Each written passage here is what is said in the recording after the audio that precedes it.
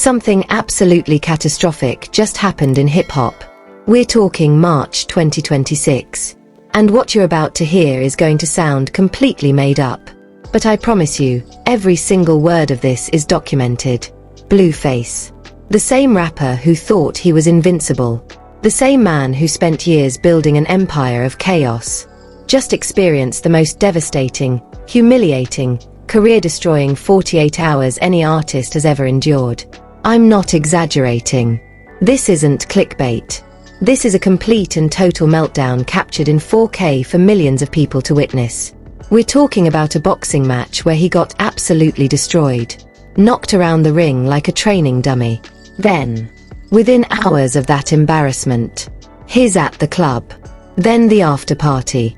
Then back to his hotel with somewhere between 30 and 50 women.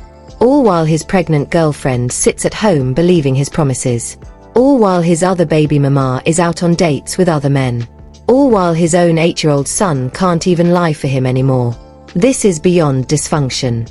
This is watching a human being completely unravel in real time. And before we dive into this absolute train wreck, you need to smash that like button and subscribe right now.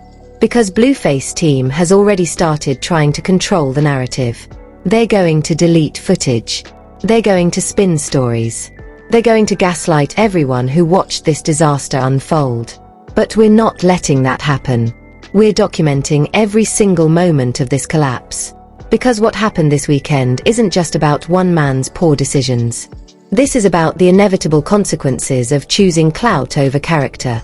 This is about what happens when the internet's entertainment becomes someone's complete destruction. This is the story of how Blueface lost everything in less than 2 days. And trust me, by the end of this video, you're going to understand why March 2026 will be remembered as the month Blueface's career officially died. Let me take you back. Because to truly understand the magnitude of what just happened, you need to know who Blueface actually is. And I'm not talking about the carefully curated Instagram persona. I'm talking about the real trajectory of this man's career and life. Blueface exploded onto the scene in late 2018. His song Thoshiana became an absolute phenomenon. I mean, we're talking unavoidable. Radio play, club rotation, viral dance challenges. The song went platinum. He got Cardi B and YG on the remix. Major label deal. Features rolling in. And for about 6 months, Blueface looked like he was going to be the next big thing out of Los Angeles. Everyone was watching. Everyone was waiting for the follow-up. But here's where the story takes a turn that nobody expected. Instead of doubling down on his music, instead of working with top producers and developing his sound, instead of building a sustainable career, Blueface made a choice that would define everything that came after. He decided to become a reality TV star. Now, I want you to really think about what that means. This is 2019 going into 2020. The pandemic is about to hit. OnlyFans is becoming mainstream. Reality TV is moving from cable to social media. And Blueface sees an opportunity. He creates something called Blue Girls Club. An OnlyFans reality show where multiple women live in his house and compete for his attention. Sound familiar? It's basically flavor of Love meets modern social media. Except instead of VH1 editing things down and creating storylines, this is raw, unfiltered, 24/7 chaos. Fights between the women. Blueface playing them against each other. Drama manufactured for views. And the internet absolutely ate it up. Because controversy creates cash. Dysfunction drives engagement. And Blueface understood that algorithm better than he ever understood music. After Thoshiana, he never had another real hit. Not one. Sure, he released songs. Sure, he had features. But nothing came close to capturing that initial lightning in a bottle. His music became an afterthought. The real product was the chaos. And business was booming. But here's what most people don't realize about building a brand on dysfunction. It has to keep escalating. You can't just maintain the same level of drama. The audience gets bored. The algorithm demands more extreme content. So Blueface kept pushing boundaries. The situation with Jaidyn Alexis, his girlfriend since 8th grade and mother of his 2 children, became public entertainment. This is a woman he'd been with for over a decade. They have history. They have children together. And he started openly disrespecting her on social media for content, bringing other women around their kids, flaunting relationships in her face, making her react, then filming those reactions. It was cruel. It was calculated. And it worked. Because people kept watching. Then in 2020, during the Blue Girls Club show, a woman named Chrisian Rock appeared. And if you thought the situation was chaotic before, you have no idea. Chrisian and Blueface relationship became the most toxic, dysfunctional, publicly documented train wreck in hip-hop history. Physical altercations. Chrisian getting her tooth knocked out. Public breakups. Dramatic reconciliations. Pregnancy announcements. All of it happening in real time on social media. And through all of this, Blueface was still technically with Jaidyn. Still having children with her. Still making promises to her. Creating this triangle of dysfunction that generated unlimited content. Now fast forward to 2023. Blueface proposes to Jaidyn at a Los Angeles Rams game. Big public spectacle. Ring on camera. The internet goes crazy. But just 2 months before that proposal, Chrisian had given birth to Blueface's son. So he's proposing to one woman while another woman is raising his newborn baby. The timeline is insane. The emotional manipulation is staggering. But from a content perspective, it's genius. Because every move creates reaction. Every reaction creates more content. Every piece of content generates more money. That's the trap Blueface built for himself. He created a machine that required constant chaos to function. And machines don't stop just because you're tired. They don't stop just because people are getting hurt. They keep running until they break down completely. Which brings us to 2026. Blueface is now 24 years old. Multiple children with multiple women. Relationships destroyed. Public image in shambles.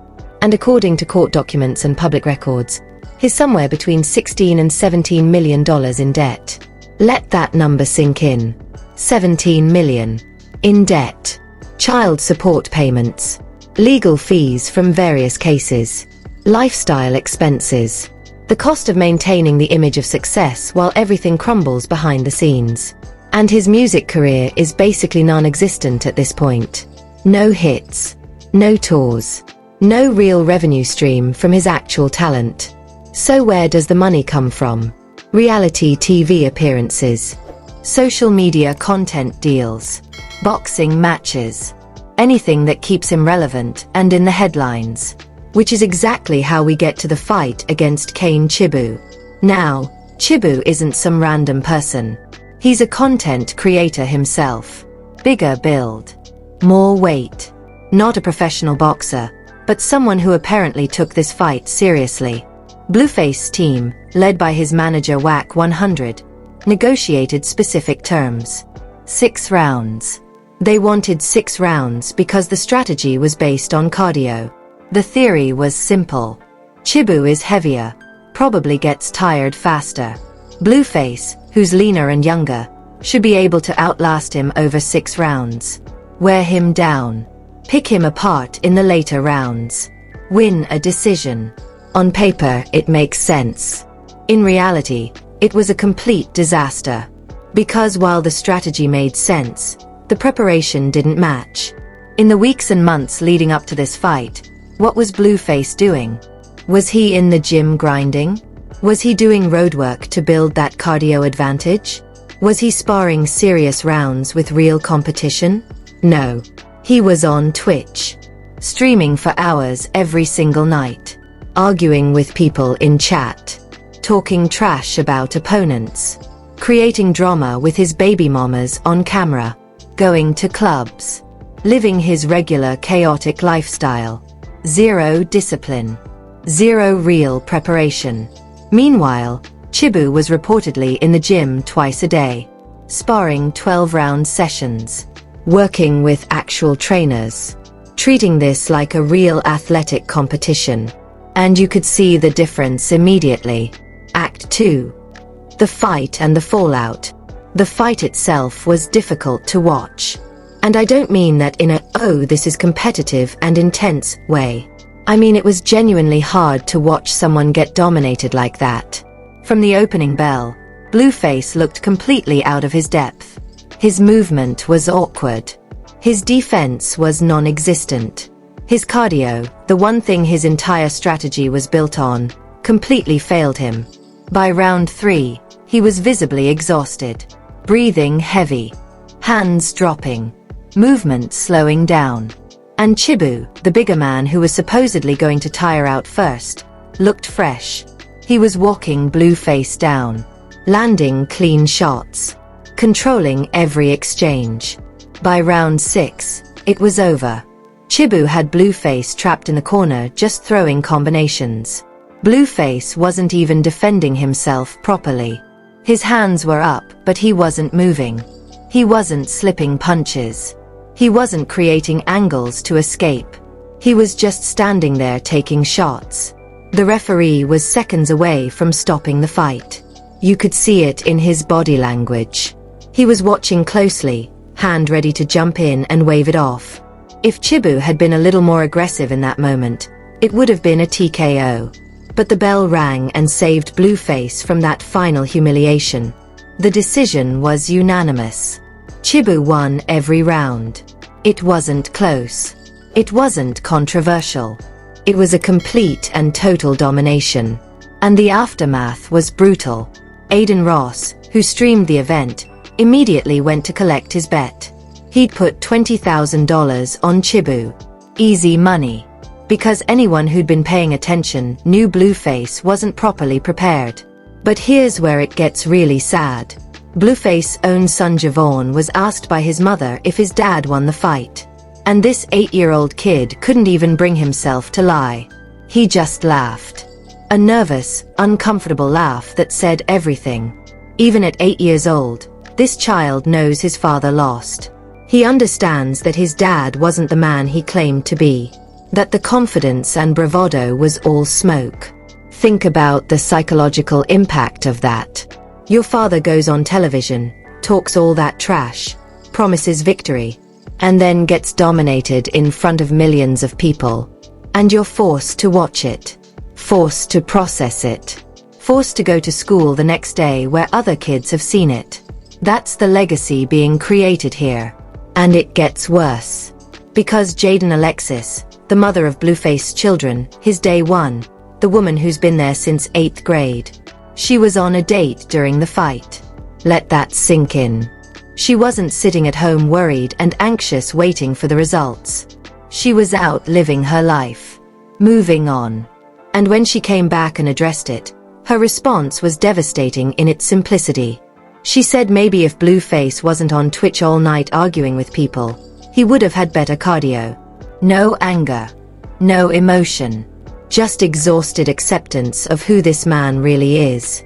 That's a woman who has completely checked out emotionally. She's done. She's moved on. And she's not even trying to hide it anymore.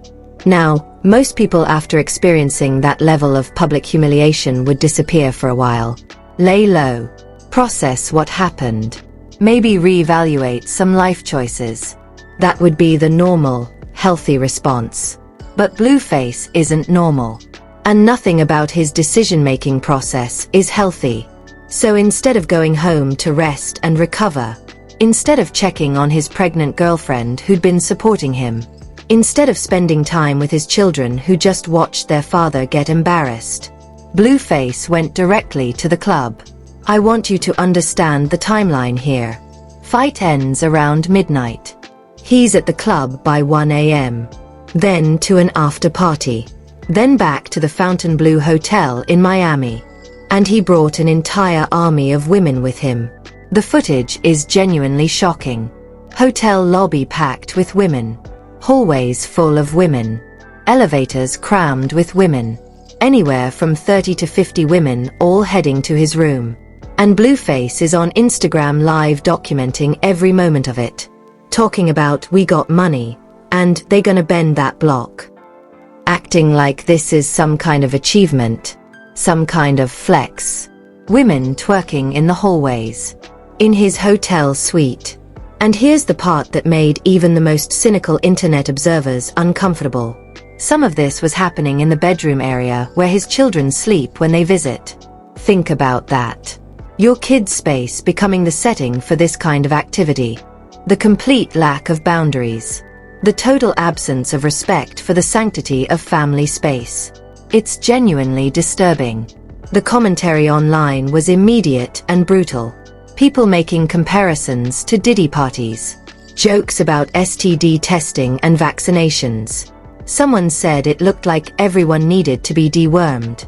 And while that's harsh, it speaks to how reckless and dangerous this behavior appears to outside observers. Because this isn't just about moral judgment.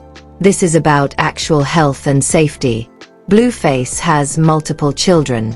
Multiple women currently pregnant or recently pregnant with his children. And he's engaging in behavior that puts everyone at risk. The mathematics of disease transmission in situations like this are not hypothetical. They're statistical certainty. But here's what makes this even more disturbing when you know the full context. Before Blueface left for Miami, he had a recorded conversation with Nevaeh, his current pregnant girlfriend. She made him promise he wouldn't be intimate with anyone while he was gone. She asked him directly on camera. He looked her in the eyes and said he promised. And then, literally within seconds of her leaving the room, he told his live stream audience that he'd get oral sex instead because technically that doesn't violate his promise. The manipulation, the audacity, the complete and total disregard for this woman carrying his child. It's sociopathic behavior. And just hours later, there's footage of a woman named KK in his hotel room so exhausted she needs NyQuil to sleep. Now, people online recognized KK. She'd been featured before in some of his content. She's been in his house. She's been in his children's rooms before, allegedly doing similar activities. So this isn't a one-time thing. This isn't a moment of weakness or poor judgment. This is a pattern. This is who Blueface is when he thinks nobody's watching. Except everybody's watching. That's the irony. He documents everything himself. The evidence of his dysfunction is self-reported. And yet he seems completely incapable of seeing how damaging this is. Not just to his relationships. Not just to his reputation. But to his children's psychological well-being and his own long-term mental health. Now let's talk about the financial implications of this entire situation. Because remember, Blueface is $17 million in debt. This boxing match was supposed to help with that. He made $300,000 from the fight. Which sounds like good money. Until you break down the reality. First, taxes take about 40%. That's down to $180,000. Then his team takes their cut. Manager fees, trainer fees, promotional costs. He's probably left with $100,000 to $125,000 after everyone gets paid. And what percentage of 17 million is 125,000? Let me do the math for you. 17 million. 125,000 times 100 equals 0.735%. Less than 1%. He took brain damage, public humiliation, and family destruction for less than 1% of his debt. The cost-benefit analysis is completely upside down. And what's the plan moving forward? Keep fighting. At this rate, he'd need to fight over 100 more times to pay off his debt. And each fight compounds the damage. Physical damage from taking punches. Reputation damage from potential losses. Relationship damage from the lifestyle surrounding these events. It's a death spiral disguised as a career strategy. But here's where the story takes an even darker turn when you start looking at the people around Blueface. Because dysfunction doesn't happen in isolation. There's always an ecosystem of enablers. Let's start with his mother, Karlissa.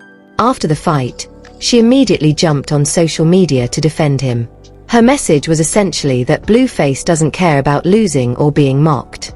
That he only cares about respect, principles, and money. And on the surface, that might sound like a supportive mother protecting her son. But let's examine that statement more critically. What respect does Blueface have left after this weekend? He got dominated in a fight he'd been promoting for months. He broke promises to the mother of his unborn child within hours of making them. He disrespected his children's space for social media content. Where's the respect in any of that? What principles has he demonstrated? Is there a principle in choosing 30 women at a club over the pregnant girlfriend at home? Is there a principle in prioritizing Twitch streams over proper fight preparation? And if money is truly all he cares about, why is he $17 million in debt? The defense doesn't hold up under even basic scrutiny, but it reveals something important about the environment Blueface was raised in. This is learned behavior. Deflection instead of accountability. Aggression instead of reflection. Excuses instead of growth. And it's not just his mother. When Claressa Shields, an actual world champion professional boxer, suggested that maybe public figures need at least 6 months of serious training before stepping in the ring, which is a completely reasonable and honestly generous assessment, Karlissa attacked her, told her to have her man fight Blueface or shut up. That response tells you everything you need to know.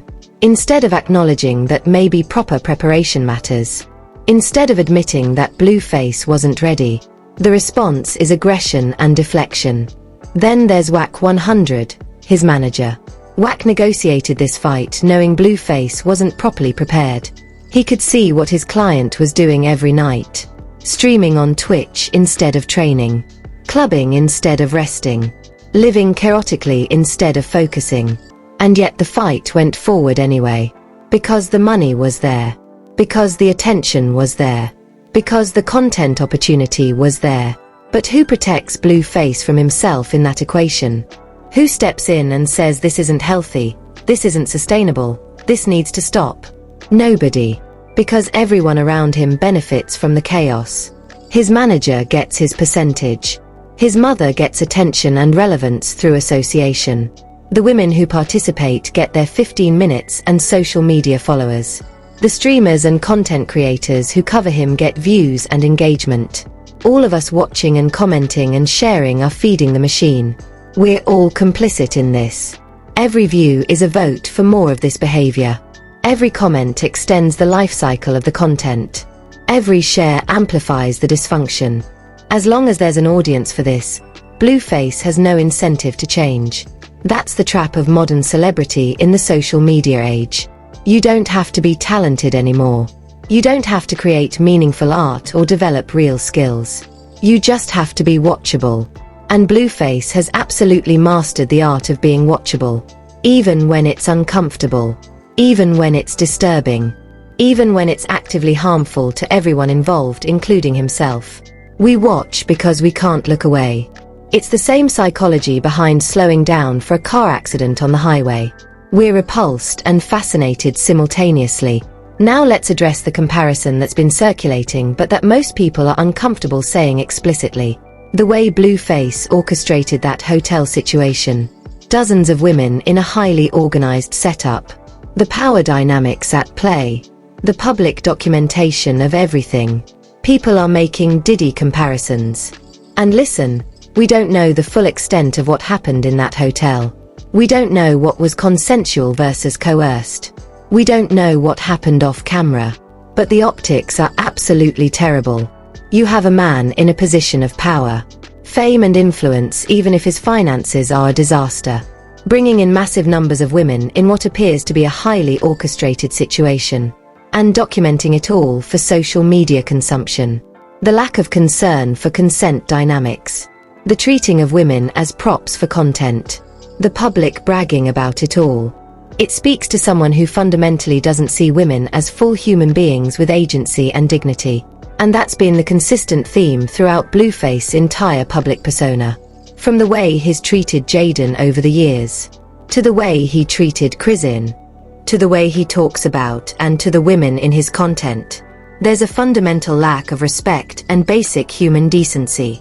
They're not people with their own lives and feelings and worth. They're content. They're numbers for social media metrics. They're ways to prove masculinity and status to an audience.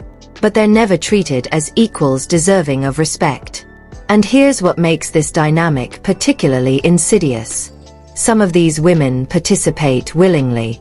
They know what they're signing up for. They want the exposure and the social media followers. So on the surface, you could argue it's all consensual transactions. But consent under conditions of significant power imbalance is a complicated ethical question. When someone has resources and fame and platform, and you don't. When participation might lead to opportunities you wouldn't otherwise have. When refusal might mean being publicly humiliated or cut off from access. How free is that consent really? These are questions we desperately need to grapple with as a culture. Because situations like this are happening constantly. Not just with Blueface, but across social media, entertainment, and influencer culture broadly. The commodification of human relationships and intimacy for content is creating dynamics that are deeply troubling. And we're all participating in it by consuming and engaging with that content. Now let's zoom out and look at what this means for hip-hop culture more broadly. Because Blueface isn't an anomaly or an outlier. He's just the most extreme and visible current example of a much larger problem. The gamification of dysfunction. The way chaos has become the primary currency of relevance. The way destroying your life in public has become more profitable than building something meaningful. We've created an ecosystem where the worst behavior gets rewarded with the most attention. And attention is quite literally currency in the digital age. It translates directly to money through views, clicks, engagement, and platform deals. So artists are incentivized to be more outrageous, more chaotic, more destructive. Because that's what algorithms promote.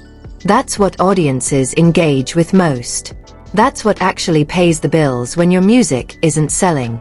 And the consequences are absolutely devastating for the culture. We're watching an entire generation of artists prioritize virality over artistry. Shock value over substance and craft. Short-term clout over long-term legacy and respect. Blueface is just the most extreme version of that trend playing out right now. But he's far from alone. Think about how many rappers have essentially pivoted from music to controversy as their primary source of income and relevance. How many are using their personal relationships as content farms to be harvested for engagement? How many have turned their trauma and dysfunction into reality shows and social media spectacles? It's become normalized. Expected even. If you're not generating constant drama, you're irrelevant. If you're not publicly messy, you're boring. If you're not traumatizing yourself and everyone around you for content, you're not maximizing your earning potential. That's the message being sent to young artists coming up right now. And it's destroying the culture from the inside out. Because hip-hop at its best has always been about storytelling, creativity, and authentic expression. About taking pain and struggle and transforming it into art that resonates. About building something from nothing through skill and determination. But what Blueface represents is the commodification of that pain without the transformation. It's trauma as product rather than art as catharsis. It's destruction as entertainment rather than creation as legacy. And the long-term consequences of this shift are genuinely frightening to consider. Act 3. The point of no return. So where does Blueface actually go from here? That's the question everyone's asking. Because at 24 years old, he's already burned through almost everything. His music career is essentially over. Thoshiana was 7 years ago now. 7 years. And there hasn't been a meaningful hit since. His public image is completely destroyed. He's not someone brands want to work with. He's not someone who can command respect in the industry. He's a punchline. A cautionary tale. A source of dark entertainment, but not someone people take seriously. Most of his significant relationships are in ruins. Jaidyn has clearly moved on emotionally. She's dating other people publicly. She's done trying to fix him or save him. Karlissa is dealing with her own situation and the child they share. But that relationship has always been toxic dysfunction rather than anything healthy or sustainable. And now Nevaeh, his currently pregnant girlfriend, has watched him break promises on camera within hours of making them. How does trust get rebuilt after that? His children are growing up watching all of this play out. Jaidyn already can't defend his father. Already has to process the reality of who his dad is versus who his dad claims to be. And there are more children coming. More lives that will be shaped by this dysfunction. More generational trauma being created for content. Financially, he's $17 million in debt with no clear path to recovery. At his current earning rate, even if he fights regularly and maintains some social media relevance, it would take decades to climb out of that hole. And that's assuming no more legal issues. No more expenses piling up. No more poor decisions creating new problems. His own mother, rather than helping him face reality, makes excuses and attacks anyone who offers criticism. So there's no real support system pushing him toward growth or change. What's left at this point? What's the best case scenario? For that to happen, Blueface would need a moment of genuine clarity. A real reckoning with who he's become and what he's sacrificed. He'd need to step away from social media entirely for a significant period. Get actual therapy from real professionals. Address whatever childhood trauma and unprocessed pain is driving these destructive patterns. Rebuild his relationship with his children before the damage becomes completely irreparable. Take actual responsibility for his actions without deflection or excuses. That would require self-awareness he's never demonstrated. Humility he's actively opposed to. Admission that the lifestyle he's been living is unsustainable and harmful. And based on everything we've seen, he appears completely incapable of that level of honest self-reflection. He's surrounded by enablers. His mother tells him he doesn't need to care what anyone thinks. His fans encourage the chaos because they find it entertaining. The system around him profits from his dysfunction. There's no intervention coming. Nobody's stepping in to save him from himself. So the worst-case scenario becomes increasingly likely. We continue watching this spiral until something genuinely tragic happens. A serious health crisis from the lifestyle he's living. The physical toll of fighting without proper training catching up with consequences that can't be reversed. Legal consequences that result in significant jail time. A custody battle where he loses access to his children entirely. Or something even darker that I don't want to speculate about specifically. We've seen this story play out before in hip-hop and in celebrity culture generally. Artists who built their entire identity on dysfunction and controversy eventually hit a wall. A point where the consequences become unavoidable. Where the damage can't be undone or explained away. And by that point, it's almost always too late to course-correct meaningfully. The pattern is predictable. We've watched it happen over and over. And yet we keep engaging. Keep watching. Keep feeding the machine that's destroying these people. Because somewhere deep down, we've been conditioned to treat human suffering as entertainment when it happens to celebrities and public figures. We distance ourselves from the humanity of it. Tell ourselves they chose this life. They're getting paid. They could stop anytime. But that's not really true, is it? Because once you build your entire income and identity around dysfunction, stopping means financial collapse and complete irrelevance. The machine has to keep running. And machines don't stop until they break down completely. That's what we're witnessing right now with Blueface. Not just poor decisions or controversial behavior, but the mechanical breakdown of a human being who commodified himself to the point of destruction. And we're all complicit. Every view is a vote for more of this. Every comment extends the life cycle of the content. Every share amplifies the dysfunction and makes it more profitable. As long as there's an audience for watching people destroy themselves, there will be performers willing to do it. The market demand creates the supply. We are the market. Now, what does this mean for the broader culture moving forward? It means we desperately need serious conversations about the relationship between celebrity, mental health, and public consumption of private dysfunction. We need to examine what we're actually watching when we consume this type of content. We need platforms to think more carefully about what they're promoting and incentivizing with their algorithms. Because right now, we're in a race to the bottom. Each new controversy has to be more extreme than the last to break through the noise. Each scandal has to be more shocking to generate meaningful engagement. Each breakdown has to be more public and more severe to capture attention. And the human cost of that escalation is being paid by real people, with real families, who will deal with real consequences long after we've moved on to the next viral moment. Blueface children will carry this with them forever. They'll grow up with these videos existing online permanently.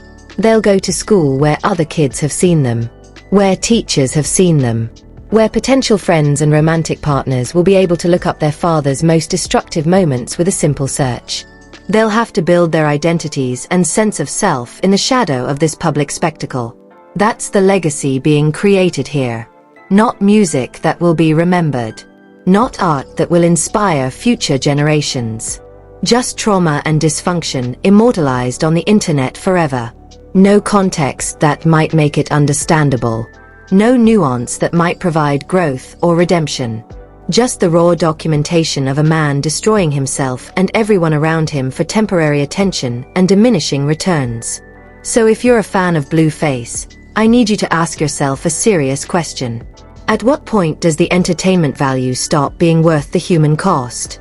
At what point do we collectively decide that watching someone self-destruct isn't actually fun or interesting? At what point does our engagement become complicity rather than just passive observation? If you're someone who covers this content professionally, what's your responsibility in amplifying it? Are you documenting important cultural moments, or are you profiting from someone's mental health crisis? Where's the line? If you're a platform that algorithmically promotes this type of content, what ethical obligations do you have? Do you have any responsibility for the consequences of what your systems incentivize? These aren't rhetorical questions meant to sound deep without requiring answers.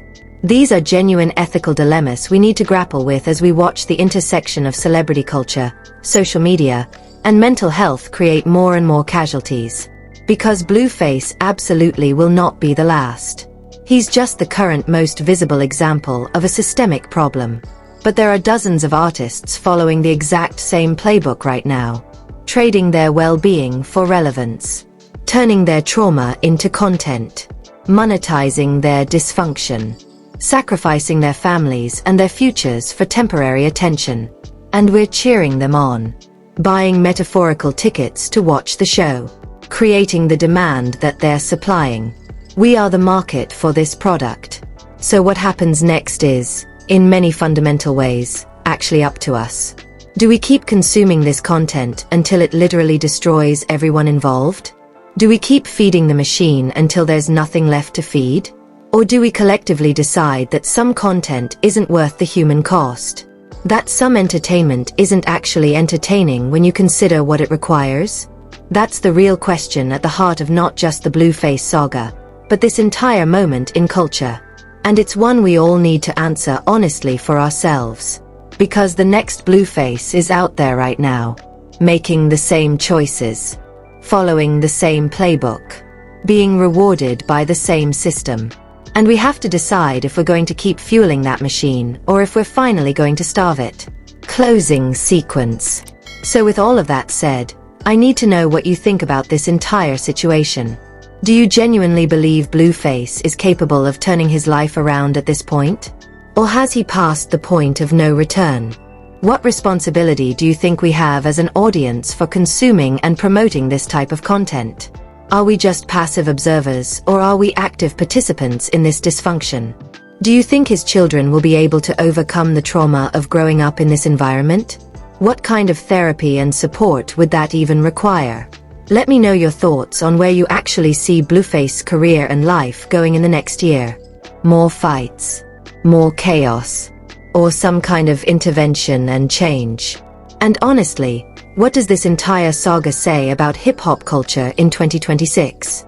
About where we are as a society? When dysfunction generates more engagement than actual artistry? When destruction is more profitable than creation? When trauma is more valuable than healing? These are questions we all need to wrestle with seriously. Because the Blueface story isn't just about one man making catastrophically bad choices. It's about the entire ecosystem that rewards and amplifies those choices. It's about all of us and the role we play in this machine. If you made it to this point in the video, I need you to leave a like and subscribe right now. Because content like this, that actually examines the deeper implications and uncomfortable truths instead of just reporting the surface-level drama for clicks, needs your support. The algorithm doesn't favor thoughtful analysis over quick reactions and hot takes. Your engagement is what makes it possible for me to keep creating videos that ask hard questions and challenge the way we consume culture. I genuinely can't thank you enough for watching and for thinking critically about these issues instead of just consuming them as entertainment. We desperately need more people willing to look beyond the spectacle and ask harder questions about what we're actually witnessing, what it costs, who pays that cost, and whether we're okay with that transaction. But in the meantime, if you want to see how other rappers have navigated similar situations of public dysfunction and controversy, if you want to understand the patterns that keep repeating across hip-hop history, if you want to see what happened to their careers and their lives in the long term, well, you're absolutely not going to want to miss the next video. The suggested video breaks down those patterns and those outcomes in detail, so check that out next. Thank you for rocking with me through this deep dive. Your time and attention mean everything.